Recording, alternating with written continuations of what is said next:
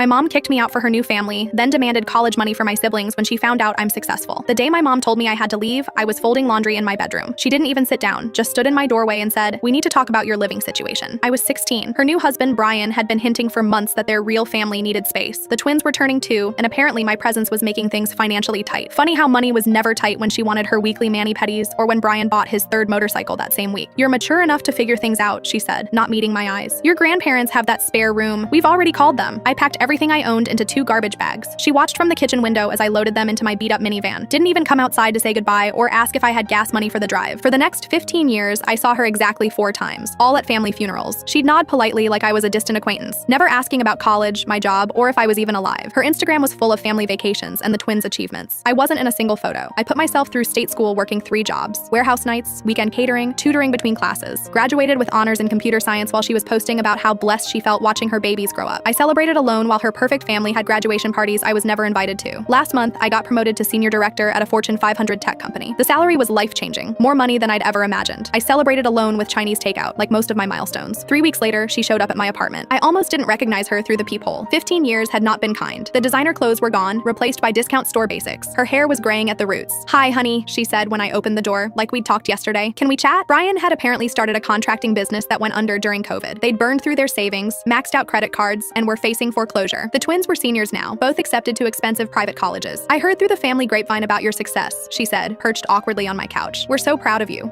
After 15 years of radio silence. "The timing is actually perfect," she continued. "Since you're doing so well, maybe you could help with the twins' tuition. It would mean everything to your siblings, my siblings, kids I'd met exactly twice, who probably didn't even know I existed." I let the silence stretch until she started fidgeting. Then I pulled out my phone and opened my banking app. "You want to know what this number represents?" I said, showing her my account balance. Her eyes widened. "Every dollar in here came from working 70-hour weeks while you were playing happy family. Every investment, every promotion, every success, I earned alone." Her face went pale. "But family helps family." "Family?" I laughed, and it came out harder than I intended. "When was I ever family? You kicked out a 16-year-old because your real children deserved better. Remember? Those were your exact words." She tried the waterworks, talked about how hard it had been as a single mom, how Brian had pressured her, how she'd made mistakes but wanted to make amends. I listened to the whole performance. Then I walked to my kitchen and came back with something. "Recognize this?" I held up a crumpled piece of paper, the note I'd left on her kitchen counter the day I moved out, thanking her for everything and promising to stay in touch. She'd never responded. "I kept this for 15 years, I said. "Want to know why?" "Because I thought someday you'd remember you had another child. That someday you'd call just to see if I was okay." The tears were real now, but 15 years too late. "I need to get ready for work," I said, opening the door. "Good luck with the tuition." She begged for 5 more minutes, promised we could rebuild our relationship, said the twins would love to know their big brother. I handed her the note. "Give this to your real children. Maybe they'll understand why family helps family and why some bridges burn completely." She left sobbing. I made coffee and checked my investment portfolio. Turns out abandoning your kid doesn't pay dividends.